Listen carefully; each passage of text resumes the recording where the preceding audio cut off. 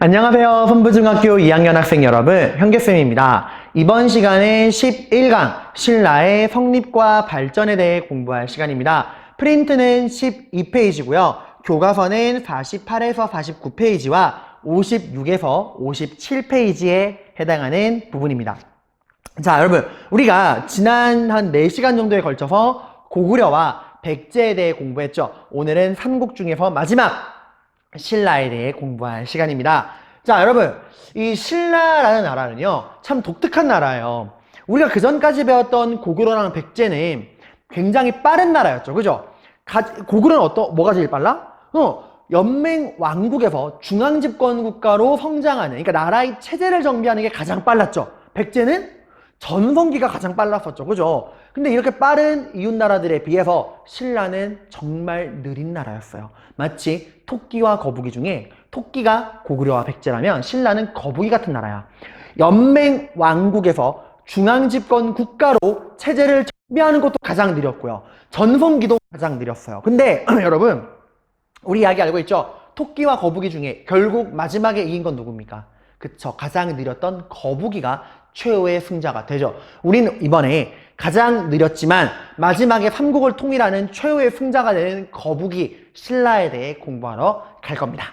자, 신라 마찬가지로 연맹 왕국 수준에서 이제 태어나요. 응애 하고 신라가 태어납니다. 신라가 만들어진 시기는 비슷해요. 고구려랑 백제랑 비슷한 시기에 만들어져요. 근데 이제 이웃나라인 고구려랑 백제가 빠르게 연맹왕국의 틀을 벗어던지고 중앙집권 국가로 쫙 발전해 나갈 때 신라는 한동안 제자리 걸음이었습니다. 그러니까 2세기 고구려가 중앙집권 국가로 발전해 나갈 때 3세기 백제가 발전해 나갈 때도 신라는 그저 그냥 묵묵히 연맹왕국의 수준에 머물러 있었어요. 그러다가 신라의 큰 위기가 찾아옵니다. 이 신라의 위기는 어디서 찾아왔죠? 그쵸, 외부에서. 가야와 그 가야가 철제 무기로 꼬드긴 일본이 신라로 쳐들어옵니다. 이게 신라의 위기였어요. 근데 신라는 현명하게도 이 위기를 발전의 기회로 삼습니다. 신라는 이 위기를 극복하고부터 본격적으로 연맹왕국의 틀을 벗어 던지고 중앙집권 국가로 발전해 나가게 돼요. 자, 그래서 우리는 이 위기를 극복해 나가고 발전해 나가던 시기에 한 명의 왕을 살펴볼 겁니다. 그게 시기로 따지면 4세기예요, 4세기. 자, 그리고 이때부터 신라는 꾸준하게 느렸지만, 남들보다 비록 많이 늦었지만 꾸준하게 발전해 나갑니다. 그래서 우리가 두 번째로는 이 신라가 본격적으로 중앙집권 국가로 체제를 정비해 나가는 그 모습을, 그 과정에서 두 명의 왕의 모습을 살펴보도록 할 겁니다. 이게 시기로 따지면 5세기에서 6세기 정도예요. 자, 그렇고 이렇게 발전해 나가던 신라는 결국 가장 마지막이지만 가장 화려한 전성기를 맞이하게 됩니다. 이때 우리가 또 한 명의 위대한 왕을 살펴볼 거예요. 신라의 전성기가 몇 세기라고요? 가장 마지막 6세기라는 거. 자, 그럼 여러분, 제가 지금 신라를 계속 거북이라고 이야기를 했어요. 가장 느렸다. 가장 연맹왕국 단계, 이웃나라들이 다 쭉쭉쭉 치고 나갈 때 계속 연맹왕국에 머물렀던 느린 나라가 신라라고 했죠. 그럼 신라는 왜 이렇게 느릴 수밖에 없었느냐? 그 이유는 신라가 만들어진 위치에 있어요. 여러분, 신라가 어느 지방에 위치해 있죠? 그쵸, 오늘날의 경상도 지방에 위치해 있죠. 경상도 소백산맥 끄트머리에 위치해 있어요. 그러니까 우리 한반도 가장 동남쪽에 치우친 나라가 신라입니다. 그러다 보니까 신라가 뭐가 불가능했느냐? 본인들의 힘으로 중국이랑 직접적 교류가 불가능했어요. 경상도 바다, 그 당시 기술력으로 이 경상도 바다에서 중국까지 가는 게 너무나 멀었기 때문에 신라는 중국이랑 본인들이 직접 교역이 불가능했어. 그 말인즉슨 중국으로부터 선진 문화를 빠르게 받아들일 수 있다, 없다? 없다는 거야. 이웃나라인 고구려랑 백제가 그 중국의 선진 문화를 빠르게 받아들여서 발전할 동안 신라는 그 중국의 선진 문화를 제대로 받아들일 수가 없었기 때문에 가장 발전이 느렸다는 거야. 위치가 너무 구석이라서. 거기다가 또 하나의 이유는 신라는 그 나라를 구성하고 있는 그 집단 있죠. 신라를 건국한 지배 집단. 그 지배 집단의 구성원들이 가장 다양한 나라가 신라입니다. 그러니까 지배 집단이 다양하다는 거는 그 나라가 하나로 통합되는 게 쉽다, 쉽지 않다? 쉽지 않다라는 거예요. 거기다가 또 누가 한참 신라를 괴롭혀요? 가야랑 왜가 또 신라를 괴롭히잖아. 이런 이유 때문에 신라가 가장 늘었다는 거예요. 가장 큰 이유는 신라의 위치가 너무 구석진 지방이라 중국으로부터 선진 문화를 받아들이기가 힘들었다는 게 가장 큰 이유긴 합니다. 자, 아무튼 그럼 우리 이제 본격적으로 신라의 성립과 발전 공부하러 갈게요. 신라의 성립, 그 프린트에 나오는 거 그냥 간단하게 보시면 돼요. 뭐 고조선이 멸망하고 남쪽으로 내려온 유이민들이 경상도, 경주가 신라의 수도예요. 경주의 토착 세력과 뭐 힘을 합쳐 만든 나라가 신라다라고 하는 건데, 여기 그래서 신라가 처음 시작은 당연히 연맹왕국이었겠죠. 근데 몇 개 부족이 모인 연맹왕국이래? 무려 6개 부족이래요. 고구려랑 백제는 끽해봐야 5부족이야 얘들아. 근데 신라는 무려 처음부터 6부족이에요 여러분들. 그만큼 구성원이 다양하다 보니까 권력이 하나로 모이고 국가가 통합되는 게 쉽지가 않다는 겁니다. 그 중에서 또 신라가 가장 후진적이었다는 걸 보여주는 게 뭐냐면, 우리 연맹왕국의 특징을 기억합니다. 왕권이 굉장히 약해. 그러니까 이 왕의 자리라고 하는 게 특정한 가문에서 독점적으로 세습하는 게 불가능했던 게 연맹왕국이죠. 그 연맹왕국에서 왕을 어떻게 결정합니까? 그 군장들, 지방에 있는 군장들이 돌아가면서 왕이라는 게 연맹왕국이었죠. 근데 신라는 그거 몇 명이서 돌아가냐? 무려 3개 부족이 돌아가면서 해. 박씨 부족, 석씨 부족, 김씨 부족이 교대로 왕위를 돌아가면서 했다는 거예요. 그러니까 6개 부족이 나라를 구성하고 있고, 그 6개 부족 중에서도 박씨 부족, 석씨 부족, 김씨 부족이 돌아가면서 왕을 했대요. 그만큼 신라가 왕권이 약했다는 겁니다. 그럼 이렇게 후진적인 신라가 발전해 나갈 수 있던 이유는 한 명의 왕으로부터 시작을 해요. 그 왕이 본격적으로 신라의 그런 연맹왕국의 틀을 벗어던졌던 왕이 바로 뇌물 마립간입니다. 엥? 쌤, 왕이라며요. 근데 왜 지금 왕이라 안 하고 마립간이라고 해요? 뇌물왕 아닌가요? 여러분, 그 뇌물왕이란 표현도 맞는 표현이긴 해요. 이게 여러분이 그 가끔 보시는 문제집이나 교과서에서 뇌물왕으로 표현하는 데도 있는데 틀린 말은 아닌데요. 정확한 표현은 뇌물마립간입니다. 당시 신라는 연맹왕국인데 그 연맹왕국 중에서도 왕권이 너무 약한 연맹왕국이다 보니까 왕을 왕이란 칭호로 부르지도 못했어요. 왕 대신에 뭐라 불렀냐? 마립간이라고 하는 급이 떨어지는 칭호를 썼다고 해요. 그 당시에. 그러니까 그 정도로 왕권이 약했다는 거야. 그러니까 정확한 표현은 뇌물마립간입니다. 자, 당시 신라에 큰 위기가 찾아왔습니다. 누가 쳐들어와요? 가야와 왜가 쳐들어왔죠. 가야로부터 철제 무기를 지원받은 일본 애들이 마구마구 몰려옵니다. 자, 당시 신라는 본인들의 힘으로는 이걸 막을 수가 없다라는 판단 하에 여러분, 뇌물마립간은 빠르게 머리를 굴려요. 지금 우리 신라를 도와줄 만한 나라가 누가 있을까? 이것 때문에 되게 중요한 외교적 능력이야. 국제선에서 파악하고 있어야 되니까. 당시 가장 잘 나가던 나라가 어디? 고구려, 광개토대왕. 그래서 고구려 광개토대왕에게 도와주세요 라고 요청을 합니다. 그 고구려 광개토대왕이 어떻게 하죠? 도와줍니다. 고구려 광개토대왕이 신라를 도와주러 와요. 자, 굉장히 이것도 큰 업적이에요. 어차피 나라를 위기로부터 구할 그 지원군을 끌어들인 거잖아요. 그래서 뇌물마립간의 도움 요청을 받은 광개토대왕이 직접 5만의 군대를 끌고 와서 신라에 침입한 왜구를 쓸어버립니다. 자, 그리고 왜구를 쓸어버린 걸로 끝나지 않았죠. 광개토대왕이 어디까지 갔죠? 당시 왜구를 끌어들였던 가야도 연맹왕국이었죠. 당시 가야 연맹을 이끌던 게 누구? 금관가야. 이 금관가야까지도 광개토대왕이 꽉 쓸어버렸죠. 그래서 금관가야가 완전히 초토화되어 버립니다. 자, 이제 더 이상 금관가야는 가야 연맹을 이끌어갈 힘이 있어요, 없어요? 없죠. 그래서 이 금관가야를 중심으로 한 가야 연맹이 완전히 쇠퇴하고, 가야 연맹의 주도권이 누구에게 넘어가요? 대가야에게 넘어가서 이 대가야를 중심으로 가야 연맹이 재편되는 거 우리가 공부했었습니다. 자, 그리고 신라는 이때부터 본격적 발전을 시작을 해요. 누구의 도움으로? 그렇지, 고구려의 도움으로. 이 고구려의 도움으로 정치적 발전. 자, 여러분, 신라는 연맹왕국이었어요. 그 중에서도 굉장히 후진 연맹왕국이었죠. 왕위를 누가 돌아가면서 해? 박씨, 석씨, 김씨가 돌아가면서 합니다. 당시 광개토대왕에게 도움을 요청했던 뇌물마립간의 성씨는 김씨였어요. 김씨. 그리고 이 뇌물마립간이요, 광개토대왕에게 로비를 싸바싸바 했어요. 형님, 제가 이제부터 이 신라를 형님의 영원한 딸랑이로 만들려고 합니다. 근데 참 안타깝게도 제가 이제 왕의 임기가 끝나면 저희 김씨가 왕을 하는 게 아니에요. 저기 석씨랑 박씨가 다음에 왕을 해야 되는데 쟤들이 과연 저처럼 형님을 잘 따를까요?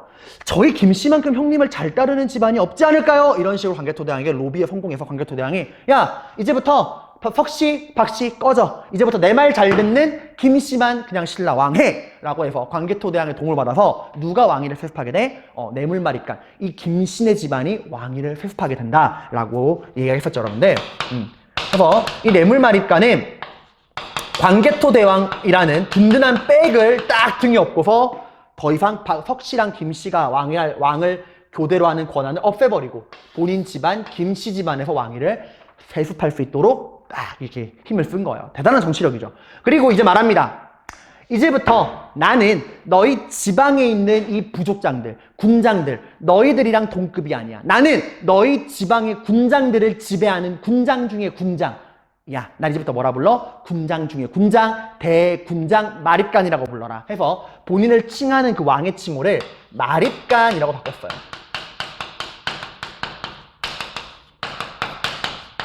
마립간. 이게 뜻이 뭐라고요, 여러분들? 군장 중에 군장, 대군장이라고 했죠. 대군장. 그럼 그 전까지는 왕을 뭐라 불렀느냐? 이사금이라 불렀어요. 이사금. 이사금은 뜻이 뭔지 아세요, 여러분들? 그것도 제가 정말 간단하게 얘기했어요. 연장자, 나이 많은 사람, 나이가 많고 착하고 덕이 많은 사람이란 뜻이에요. 근데 얘기했죠. 박씨랑 석씨랑 김씨가 왕위를 돌아가면서 하는 그 순서를 정할 때, 야, 옛날에 그 똑똑하고 덕이 많은 사람은 이빨이 많대. 우리 떡을 깨물어가지고 이빨 짜고 제일 많은 사람이 왕하는 걸로 하자. 해가지고 그 정한 게 박씨, 석씨, 김씨랑 순서를 정했어요. 그러니까 이사금 뜻은 이빨 많은 노인네란 뜻이에요. 단적으로 얘기하면. 권위가 1도 없죠. 이제 그런 후진 칭호를 벗어던지고 스스로를 뭐라 부르는 거야? 군장 중에 군장, 마립간이라 부르는 거야. 근데 아직까지는 뭔 아니죠? 절대로 왕은 아니라는 거. 아직까지 왕은 아니라는 거. 자, 그리고 신라가 발전하기 힘들었던 이유가 중국으로부터 발전된 선진 문화를 직접적으로 받아들일 수가 없는 그 선진 문화 수용이 제대로 안 되는 게 신라의 약점이었잖아. 그래서 이제 신라는 이때부터 누구를 통해 선진 문화를 받아들이느냐?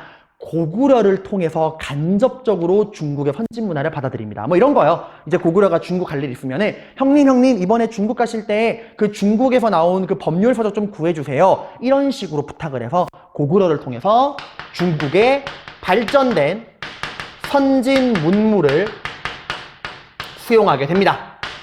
고구려를 통해서. 자, 하지만 여러분 이렇게만 보면 고구려가 그냥 신라에게 이유 없이 퍼주는 것 같지만 아니라 그랬죠. 광개토대왕은 유니세프가 아니야. 뇌물마립간에게 이용당할 만큼 만만한 사람이 아니라 그랬죠. 광개토대왕이 이렇게 뇌물마립간에 팍팍 밀어준 이유가 뭐야? 신라를 진짜 영원한 고구려의 꼬붕으로 만들려고 그런 거예요. 그래서 신라에 어떻게 했죠, 여러분들? 고구려 군대를 주둔시켰죠. 자, 그러면서 이제 신라에 많은 간섭을 하게 됩니다. 내정 간섭이 늘어나게 되죠, 여러분들. 자, 어쨌건 여러분들 이렇게 신라가 고구려의 도움을 받아서 이런 정치적인 발전을 이룩했고 신라의 고구려의 영향력이 강해졌다라는 이런 전반적 상황을 나타내주는 유물도 있었죠. 그게 바로 뭐였죠? 그게 바로 신라 호총이라고 하는 무덤, 신라 귀족의 무덤에서 발견된 그릇, 호명 그릇이라는 게 있다고 했죠. 근데 여기 신라 귀족의 무덤인데 누구에 대한 찬송이 막 나와? 광개토대왕 짱짱맨 이런 얘기가 나온다고 했죠, 여러분들. 오늘 치면은 문재인 대통령 무덤에서 트럼프 짱짱맨 이런 게 나온다는 거랑 똑같은 얘기예요, 여러분들. 네, 이런 고구려의 신라의 영향력이 증가됐다라는 상황을 나타내주는 유물이라고 했었죠. 근데 어쨌건 당장이야 신라가 고구려의 도움으로 이런 발전을 이루었지만 이런 고구려의 간섭이 신라 입장에서는 나중에 부담이 되겠죠. 그래서 신라가 이런 고구려의 간섭을 끊어내기 위해서 이제 신라가 고구려 간섭을 끊어내기 위해서 새로운 파트너로 누굴 택하죠? 장수왕의 평양천도와 남진정책으로 고통받고 있던 백제를 새로운 파트너로 택하죠. 그래서 뭐가 맺어져요? 나제 동맹이 맺어진다라는 거 기억했죠, 여러분들? 기억하죠? 자, 그럼 이제 이제부터 이 뇌물마립간 이후부터 신라가 본격적으로 체제를 정비하고 중앙집권 국가로 발전해 나가는 과정을 살펴보도록 합시다. 자, 여러분, 그럼 우리 이제부터 신라가 본격적으로 중앙집권 국가로 발전해 나가는 모습을 살펴보도록 할게요. 이렇게 신라가 중앙집권 국가로 발전해 나가는 과정에서 우린 두 명의 왕을 살펴볼 건데요. 그 첫 번째 왕이 바로 지증왕입니다. 지증왕. 여러분, 방금까지 뇌물 마립간이라고 했잖아요. 근데 이제부터는 왜 왕이란 말을 써요? 이때부터 신라가 왕이라는 칭호를 쓰거든요. 여러분, 지증왕은 굉장히 현명한 왕이었어요. 지증왕은 이제 신라를 발전시키고 싶었던 사람인데, 여러분, 국가가 발전하기 위해서는 가장 신경 써야 되는, 가장 기본되는 게 뭘까요? 네, 백성들이 삶이 안정되는 거예요. 그러니까 민생이 안정되는 거야. 왜? 민생이 안정되면 뭐가 좋을까? 여러분, 백성들의 삶이 안정돼야 백성들이 마음 놓고 일을 할 것이고 열심히 일을 하겠죠? 열심히 일을 하고 국가에 뭘 바쳐요? 세금을 꼬박꼬박 바치겠죠. 그죠? 그러니까 백성들이 마음 놓고 일하고 세금을 꼬박꼬박 바치면 결국에 국가의 돈이 되는 거잖아. 국가 재정이 튼튼해지는 거죠. 이렇게 국가의 돈이 많아지는 거. 이게 결국 여러분, 국가의 돈이 결국 누구의 돈이에요? 왕의 돈이잖아. 왕권이 강화되는 거야. 그러니까 여러분, 국가가 발전하기 위해서는 일단 백성들의 삶을 안정시켜야 됩니다. 민생 안정. 그래야 백성들이 열심히 일해서 국가에 세금 바치게, 꼬박꼬박 바치게 되고 국가의 재정이 늘어나게 되고 이 늘어난 국가의 재정이 결국 누구의 힘? 왕권 강화랑 연결되는 거예요, 여러분들. 자, 그럼 어떻게 해야 백성들의 삶이 안정될까? 당시 신라 백성들 직업이 다 뭘까요? 네, 당신 농업 국가잖아. 농업사회. 백성들도 다 농민이에요. 농민들은 뭘 먹고 살아요? 농사 지어 먹고 살죠. 그러니까 백성들의 삶을 안정시키기 위해서는 백성들이 뭘 잘하게 해야 돼? 농사를 마음 놓고 잘 짓게 해줘야겠죠. 그죠? 자, 그래서 지증왕이 왕이 되고 나서 제일 먼저 한 게 뭐냐면 백성들의 삶을 안정시키는 거였어. 백성들의 삶을 안정시킨다는 건 농업이 잘 되게 한다는 거죠. 그래서 뭘 금지했다? 순장을 금지했습니다. 순장 뭐였는지 기억하실 거예요. 우리 여러 나라 성장 배울 때 순장은 이제 뭐 왕이나 귀족 같은 지배층이 사망했을 때 그 지배층을 모시던 노비들을 살아있는 채로 함께 생매장 시켜버리는 거예요. 야만스러운 풍습이 아니라 그랬죠, 여러분들.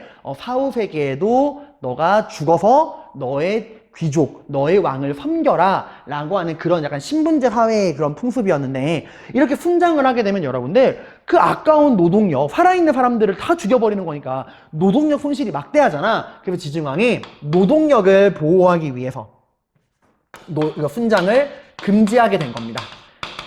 이 농사지을 노동력을 지키겠다. 그리고 또 농사가 잘 되게 하기 위해서 우경을 본격적으로 시작했던 왕이 지증왕이에요. 우경이 뭐냐면 소우자, 경, 농사지을 밭갈 경자. 그러니까 뭐를 이용해 밭을 간다? 소를 이용해 밭을 가는 거. 여러분, 소를 가지고 농사 짓는 거 너무 당연한 거 아니에요? 오늘날 농촌에선 너무 자연스러운 풍습이지만 지증왕이 처음으로 제대로 시작했던 왕이야.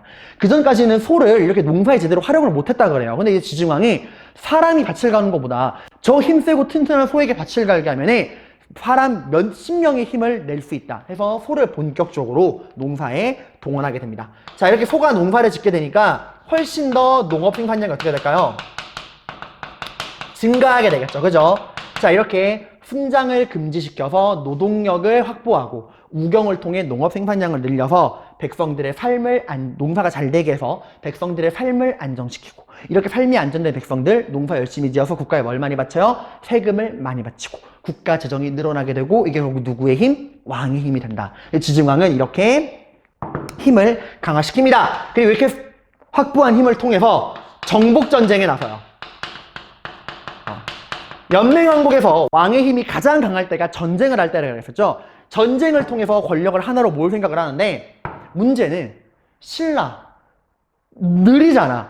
주변에 신라가 만만하게 쳐들어가서 이길 만한 나라가 없어요. 여러분들 백제로 갈 거야? 고구려로 갈 거야? 백제랑 고구려로 가는 순간 그냥 후드려 맞고 끝난단 말이야. 참고로 백제는 동맹국이고 고구려는 여러분 이때 장수왕이 지배하던 시대예요. 뭐 난리 났단 말이에요, 여러분들.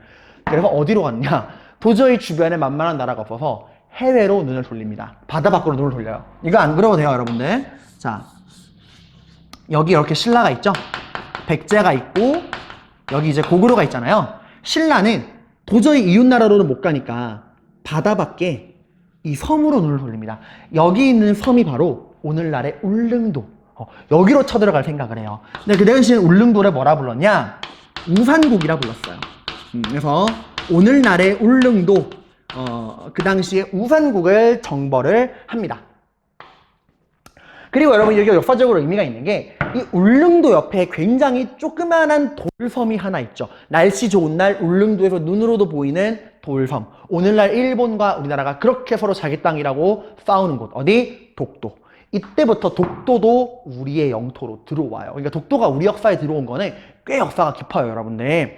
자, 그리고 이거 선지로 나올 수도 있으니까 당시 여러분이 우산국 울릉도를 정복했던 그 장군이 누구냐? 이사부라는 장군이야. 이사부. 그러니까 지증왕이 이사부라는 장군을 보내서 정복을 한 거예요. 자, 그리고 이렇게 이제 전쟁을 통해서 더 많은 영토와 백성들을 거느리고 경제력과 군사력을 확보한 지증왕은 말합니다. 여러분 연맹왕국에서 왕이라고 할지라도 다른 지방의 부족을 직접적으로 지배하는 게 불가능했죠, 연맹왕국은. 그죠? 각각의 그런 그 지방의 부족을 다스리는 건 누구? 그 지방의 군장들이었잖아요. 각각의 군장들이 지방 부족을 독립적으로 다스리고 있는 게 연맹왕국이었죠. 지증왕은 말합니다. 이제 더 이상 지방을 부족장들이 마음대로 다스리는 걸 허락할 수 있다, 없다? 없다. 이제부터 지방을 너희 군장이 아니라 누가 다스린다? 왕인 내가 직접 다스리겠다. 이 온 나라는 이제부터 내가 다스린다 라고 지증왕이 딱 선포를 합니다. 그리고 지방 제도를 정비해요. 자, 지방을 누가 다스린다고요? 그 전까지는 군장들이 마음대로 다스렸지만 이제부터 누가 다스린다? 왕이 다스린다. 그래서 지방에 관리를 파견합니다. 그러니까 지방관을 보내는 거예요. 그러니까 군장의 그 독자적인 지배권을 빼앗고 그 군장 대신에 누굴 보내는 거야? 왕이 직접 임명한 왕의 손, 왕의 대리인, 관리를 직접 왕이 보내서 지방을 다스리는 거예요. 이게 뭐랑 비슷한 거냐면 고구려의 고국천왕이 부족적 오부를 행정적 오부로 바꾸었다는 거랑 백제 무령왕이 22곳에 담로를 설치하고 왕족을 파견해서 지방을 장악했다는 거랑 똑같은 거예요. 지방을 왕이 장악하게 된 겁니다. 그래서 권력이 이제 어디로 모여요? 왕으로 모이게 되죠. 중앙집권 체제가 강해지게 됩니다. 이게 가능했던 이유는 이렇게 왕의 힘을 미리 쌓아놨으니까 이게 가능했던 거예요. 여러분들 다 단계적으로 진행이 되는 겁니다. 자, 그리고 이때부터 자신감을 가진 지능왕, 나라의 이름을 바꿉니다. 뭐로 바꾸느냐? 이때부터 신라예요. 응? 쌤, 그럼 그전까지는 신라가 아니었어요? 그전까지는 이 신라라고 하는 명칭을 쓰기는 썼지만 통일된 명칭이 아니라 뭐 계림이니 서라벌이니 다양한 명칭으로 혼용을 하다가 이때부터 지증왕이 이제부터 우리나라의 이름은 신라로 고정한다 라고 하면서 이 신라라고 하는 명칭을 씁니다. 신라 뜻이 되게 멋있는 뜻이야. 신, 새로울 신, 라, 정복할라. 이제 새롭게 우리가 사방을 다 정복하겠다. 그러니까 삼국의 주인이 되겠다라고 하는 그 마음을 딱 드러내는 거예요, 여러분들. 신라라고 하는 국호를 사용했다. 그리고 이때부터 스스로를 뭐라 불러요? 왕이라고 하는 칭호를 사용하게 됩니다. 이제 마립간에서 바뀐 거죠. 그러니까 여러분 신라의 왕호는 여러 번 바뀐 거야. 처음에 뭐라 그랬죠? 이빨 많은 노인네 이사금에서 군장 중에 군장, 대군장, 마립간에서 이제 뭐로 바뀐 거야? 왕으로 바뀐 거예요. 자, 굉장히 많은 발전을 한 것 같지만 여러분 사실 냉정히 말해서 이 정도 단계는 고구려랑 백제는 이미 2세기, 3세기 때 이미 끝냈던 단계야. 그걸 이제 5세기 때 신라가 겨우 마련을 한 거예요. 어쨌건 지증왕이라 그러면 이렇게 신라와 왕을 중심으로 나머지 업적들도 살펴보셔야 합니다.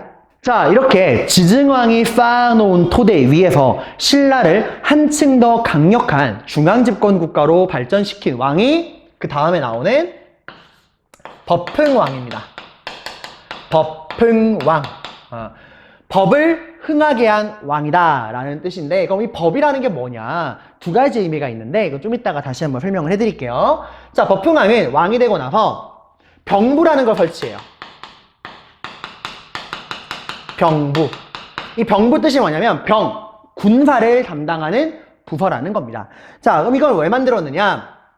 원래 여러분 신라는 연맹왕국이었잖아요. 연맹왕국에서는 각 지방을 실제로 다스리는 게 누구? 그 지방의 군장, 부족장들이었지. 이 군장들이 그 지방을 독자적으로 지배를 하면서 자기들만의 종교와 군대를 가지고 있었잖아. 그래서 뭘 뺏어간 거야? 군대를 뺏어간 거야. 이제 너희들이 독자적으로 군대를 가질 수 있다? 없다? 없다. 너희들이 가지고 있는 군대 이제부터 다 누가 가져간다? 내가 가져간다. 그래서 지방의 군장들이 가지고 있는 군대를 다 왕의 군대, 중앙군으로 흡수한 겁니다. 그를 위해 만들어진 게 병부예요.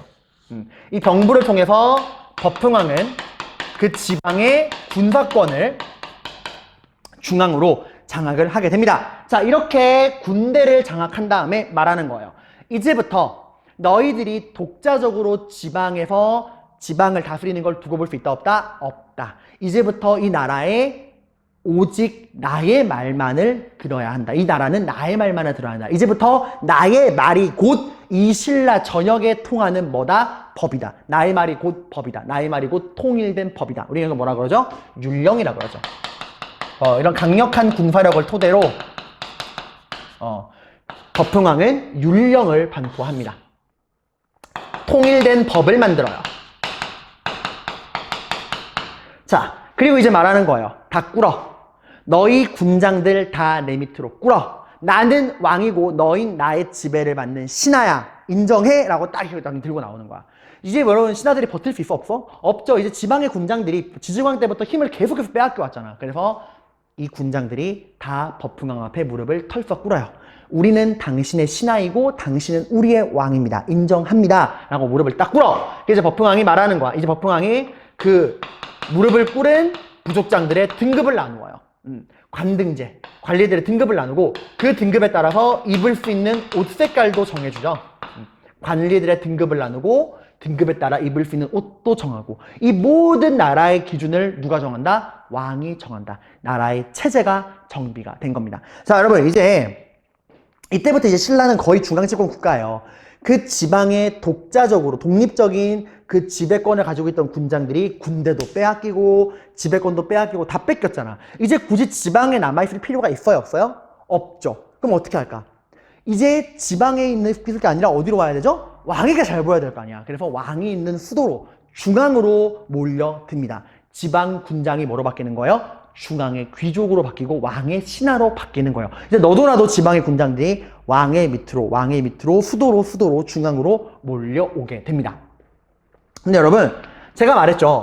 신라는 다른 나라, 그러니까 고구려라는 백제에 비해서 그 지배층을 구성하고 있는 집단이 굉장히 다양하다 그랬죠. 육부족 연맹국가 훨씬 다양한 집단으로 구성되어 있잖아. 그러다 보니까 이 지배층의 구성원이 너무 복잡하다 보니까 이 지배층 내부도 좀 세분화시킬 필요가 있었어요. 신라는. 그래서 만들어진 게 바로 골품제라는 거예요. 이 골품제는 굉장히 특이한 제도예요. 고구려랑 백제에는 존재하지 않는 오직 신라에만 존재하는 독특한 신분 제도가 골품 제도입니다. 뜻이 뭐냐면 골, 뼈, 골, 품, 등급. 뼈의 등급을 나누는 제도라는 거예요. 아니 선생님 뭐 사람이 뭐 한우예요? 이거 뭐 사람이 어떻게 뼈의 등급을 나눠요? 뭐 A등급, B등급 이런 거요? 맞아요. 진짜 사람의 뼈를 우리가 한우 등급 매기듯이 뼈의 등급을 나누어 매긴 게 골품 제도입니다. 자, 이 골품 제도는 정리 한번 해볼게요. 뭐라고요? 신분제라고 했죠? 근데 여러분 이 골품제라고 하는 신분제는 누구에게 적용되는 신분제일까? 여러분 이미 신라 이렇게 말하면 오해하는데 여러분 신라에 이미 신분제도라는 건 있어요. 율령이라고 하는 게 차별적인 신분제도잖아. 그러니까 왕과 귀족 같은 지배층과 백성과 노비 같은 피지배층 이런 큰 틀에서의 신분제는 이미 신라에도 존재를 했어요. 옛날부터. 근데 이 골품제는 어떤 신분제냐? 피지배층 말고 평민이나 노비 말고 나라를 다스리는 지배층 있죠. 왕이나 귀족 같은 지배층. 그 지배층을 또 세분화시키는 게 골품제예요. 이 지배층을 구분하는 신분제도입니다. 왜? 방금 내가 말했죠. 신라가 연맹왕국에서 중앙집권 국가로 발전해 나가는 과정에서 지방에 있는 부족장들이 다 이제 중앙으로 몰려오는데 그 구성원이 너무 다양한 나머지 세분화시킬 필요가 있었다라고 했죠. 자, 그럼 어떻게 이 지배층을 나누었느냐? 뼈의 등급에 따라서 성골, 진골, 육두품 에서 일두품 이렇게 지배층을 나누었어요. 뜻도 되게 웃겨요. 성골, 성스러운 뼈다귀. 진골, 진짜 뼈다귀. 육두품 6등급 뼈다귀. 5등급, 4등급, 3등급, 2등급, 1등급 뼈다귀. 우리 생각에는 1등급이 제일 높은 거 같죠? 이게 제일 낮은 거예요. 육두품이 더 높은 거야. 이게 성골, 진골, 육두품에서 1두품까지 이렇게 지배층을 나누었습니다.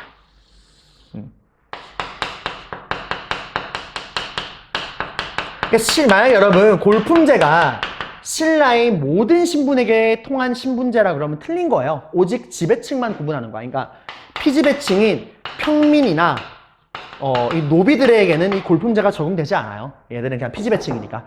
다른 나라로 치면 그 왕, 귀족으로 끝나는 그런 지배층의 구분이 이렇게 세분화된 거야. 그러면 성골은 뭐냐? 오직 신라에서는 성골만이 왕이 될 수 있어요. 그러니까 성골의 왕족을 말합니다. 왕족. 왕족이고요. 이제 뭐 우리가 알고 있는 귀족이 진골부터 육두품, 일두품까지가 이제 귀족인데, 이 신라의 골품제가 참 특이한 거는 이 신분, 골품 있죠? 여러분, 이 골품이라고 하는 건 본인이 선택할 수 있나요? 이건 본인이 선택할 수가 없어. 내가 태어나는 순간 정해져 있죠. 우리 아빠가 뭐냐? 우리 집안이 무슨 뼈냐? 그러니까 우리 집안, 우리 아빠가 진골이면 나도 진골인 거예요. 우리 집안이 육두품이면 나도 육두품이야. 우리 집안이 성골이면 나도 성골인 거야. 이건 정해져 있는 거예요. 그리고 내가 뭐 능력이 좋다고, 내가 똑똑하다 그래서 이걸 바꿀 수 있어? 뼈의 등급을? 못 바꿔요. 한 번 성골은 영원한 성골, 한 번 진골은 죽을 때까지 진골, 한 번 육두품은 죽을 때까지 육두품인 거예요. 근데 이렇게 태어날 때부터 타고나는 신분, 뼈의 등급에 따라서 그 사람의 인생을 결정지어버립니다. 일단 관등, 올라갈 수 있는 관리의 등급이 정해져 있어요. 예를 들어서 성골은 뭐 왕이니까 뭐 열애로 치고, 진골. 성골도 좀 그래요. 여러분, 신라에만 여왕이 있다는 거 알죠? 우리가 여러분 그 역사 공부하다 보면은 신라에 선덕 여왕이니 진덕 여왕이 여왕이라는 존재가 나오잖아. 근데 여러분 고구려라는 백제에 여왕이 있다는 얘기 들어봤어요? 여왕이 없어요, 여러분들. 근데 왜 신라에만 여왕이 있느냐? 다른 나라는 뭐 왕이 피치 못하게 죽었어. 근데 왕이 아들이 없잖아? 그러면 귀족이 왕이 되기도 해요. 적당하게 능력 있는 귀족을 왕으로 세우기도 해. 근데 신라는 그 꼴을 못 보는 거야.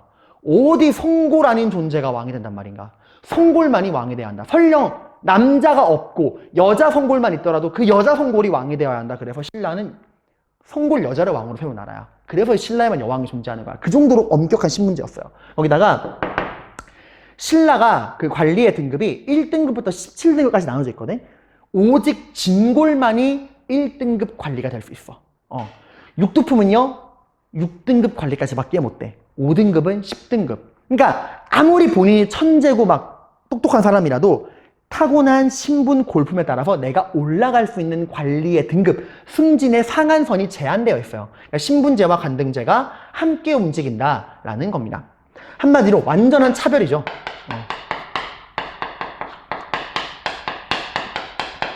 타고난 나의 뼈의 등급으로 내 모든 게 결정되는 거야. 방금 제가 내가 오를 수 있는 관직의 상한선이 정해져 있다고 했죠? 그것만 정해져 있는 게 아니야. 일상생활까지도 골품제가 다 규정을 해요. 결혼, 진골은 진골끼리만 결혼할 수 있어요. 육두품과 진골 결혼 못합니다. 그 등급 안에서만 결혼할 수 있고요. 관리의 그 승진의 상한선, 정치적인 면도 결정되지만 일상생활도 규정시켜요. 이게 어떤 거냐면은 결혼뿐만 아니라 여러분의 그 등급에 따라서 여러분이 살 수 있는 집의 넓이, 방의 개수, 내가 탈 수 있는 말의 숫자, 심지어 내가 입는 옷의 재질, 아니 이런 외출복 말고 속옷의 재질까지도 정해놓은 나라가 신라예요. 예를 들어서 비단 속옷은 진골밖에 못 입어. 육두품은 비단 속옷 입으면 안 돼. 이런 식으로 속옷의 재질까지도 골품에 따라서 정해놓은 나라가 신라예요. 자, 즉 이런 골품제는 사람들을 쓸 때 신분과 능력 중에서 철저하게 뭐를 우선시하는 거죠? 그쵸, 그 사람의 신분만을 우선시하는 제도가 골품 제도입니다. 자, 여러분이 보기에 아니 이렇게 말도 안 되는 빡빡한 신분제가 어딨어? 이러면 반란 안 일어나 할 수 있는데, 지금 여러분 보기에는 굉장히 말도 안 되는 신분제지만 그 당시에는 골품제가 신라 사회를 안정화시키는데 굉장히 큰 역할을 했어요. 말했잖아. 신라는 워낙 다양한 집단이 모인 나라이다 보니까 왕의 입장에서는 철저하게 자기 편과 말 잘 듣는 애 이렇게 구분을 탁탁탁 해놔야 나라가 유지가 됐어. 그래서 그렇게 세분화시켜서 체계적으로 나라를 정비하는 데 큰 역할을 한 게 골품제예요. 하지만 누구나 예상할 수 있듯이 시간이 지나면 이런 골품제 하에서 불만을 가지는 존재가 나오겠죠. 누가 불만을 많이 가질까? 성골이와 왕이니까 좀 열애로 치고요. 진골, 모든 걸 다 가졌죠. 근데 원래 우리 사람이라고 하는 게 한 끗 차이로 뭔가를 놓치면 더 아쉬움이 생기잖아. 진골과 딱 한 끗 차이로 모든 거를 잃어버린 사람들이 누구야? 육두품이죠. 그래서 나중에 실제로 이 골품제 하에서 가장 크게 박탈감을 느끼던 육두품들이 이 진골과 성골 위주의 골품제 신라를 엎어버리자고 나중에 신라를 무너뜨리게 됩니다. 나중의 일이고요. 어쨌건 이런 골품제를 정비한 게 법흥왕이다 라고 하는 거예요. 그리고 법흥왕의 또 다른 업적, 바로 불교를 공인했다라는 거예요. 자, 여러분, 절대 불교 수용이 아닙니다. 이게 뭔 말이냐? 여러분, 고구려나 백제처럼 왕의 힘이 강력한, 일찍부터 중앙집권 국가로 성장한 나라에서는 왕이, 야, 불교, 이제부터 이 나라에도 통일된 종교가 필요해. 이번에 중국에서 불교 들여왔거든? 이제부터 불교가 이 나라의 종교야! 하면 끝이야. 그러니까 불교가 수용되는 그 순간 그냥 왕의 명예에 의해서 불교는 그 나라의 공식 종교로 공인되는 게 다른 나라의 일반적인 상황이었어요. 근데 신라는 워낙 오랜 시간 동안 연맹왕국이 힘이 약했잖아. 실제로 신라에 불교가 들어온 거는 4세기 때예요. 한참 전이야. 100년도 더 전에 불교가 이미 들어와 있던 상태였어. 근데 이 불교가 국가의 종교로 공인되지 못했습니다. 왜? 왕권이 너무 약해서 지방의 귀족들이 반대했던 거야. 왜? 여러분 말했잖아요. 연맹왕국 당시에, 연맹왕국 때에는 지방의 부족장들이 자기들만의 독자적인 종교를 가지고 있었잖아. 그러니까 불교라고 하는 통일된 종교, 왕을 위한 통일된 종교가 받아들이기 쉬웠던 거예요. 그래서 귀족들의 반대 때문에 불교가 들어온 지 100년이 넘도록 공식 종교가 되지 못했던 거야. 근데 이제 법흥왕 때는 왕의 힘이 그만큼 강해져서 불교를 통일된 종교로 만드는 데 성공한 거예요. 근데 이 만드는 과정에서도 우여곡절이 많았어요. 그만큼 신라는 왕의 힘이 약했거든.